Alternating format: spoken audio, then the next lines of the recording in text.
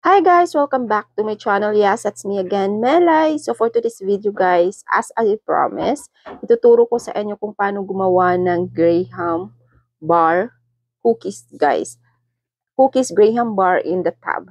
Pero bago yan, kung bago ka lang dito sa channel ko, please don't forget to like, subscribe, and i-hit mo na din yung bell notification dyan sa baba guys.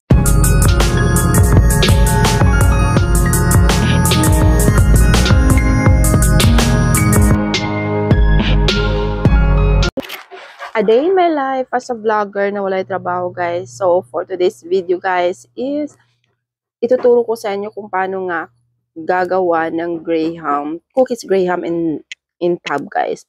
So ang kailangan lang natin dito guys is chilled na cream guys. Cream sada yung ginagamit ko dito guys para medyo matamis na siya. Tapos nilagyan ko lang siya ng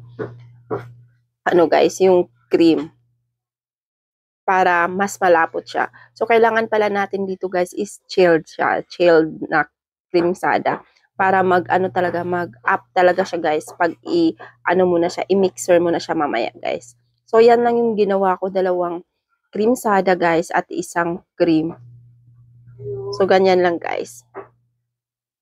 Pagkatapos yan guys is lang natin siya guys. I-mixer lang natin siya hanggang mag-up siya guys.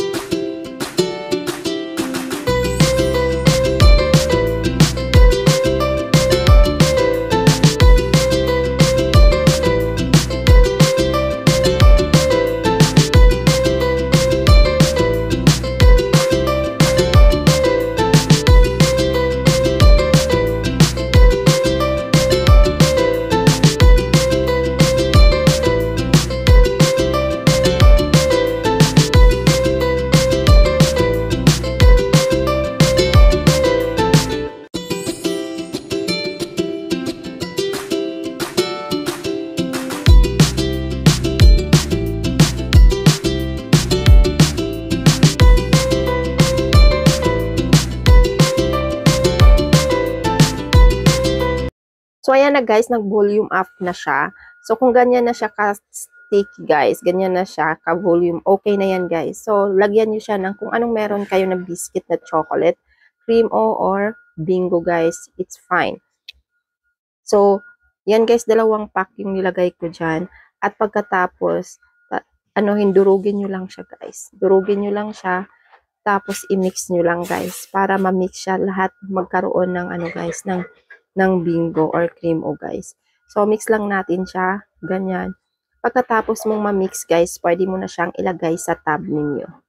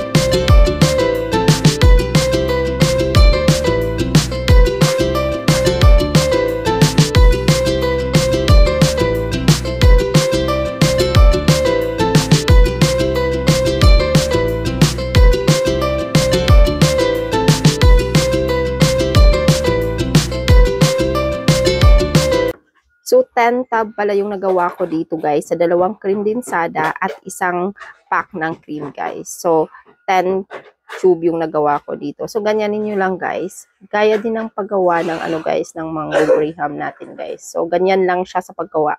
So, pantayin lang natin siya para mas maganda siya tingnan. Ganyan lang guys. Pagkatapos niyan guys, pagkatapos natin pantayin lahat yung cream, lagyan din natin siya sa top ng biscuit guys, yung cookies and cream or yung cream or bingo ba meron kayo guys. Yan, ilagay natin dyan pagkatapos ng cream. At pagkatapos niyan guys is the same lang din yung next guys. Lagyan mo sa top ng biscuit. So, ganyan lang siya pagkagawa. Ganyan lang siya ka-easy guys. Ganyan. So, kung guys, depende sa inyo kung gaano karami ninyo ilagay. But yan, ganyan lang sa akin guys. Ayan. So, 10 tab pala yan lahat guys.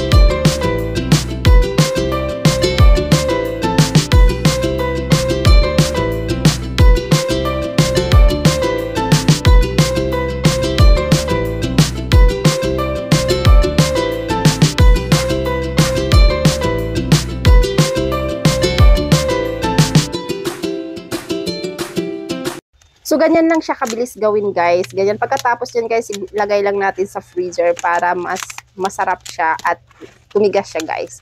So, maraming salamat sa panonood. Sana may natutunan kayo sa araw na to, guys. Please don't forget to like, subscribe, and hit mo na din yung bell notification dyan sa baba, guys, para updated kayo sa mga videos ko pang gagawin, guys.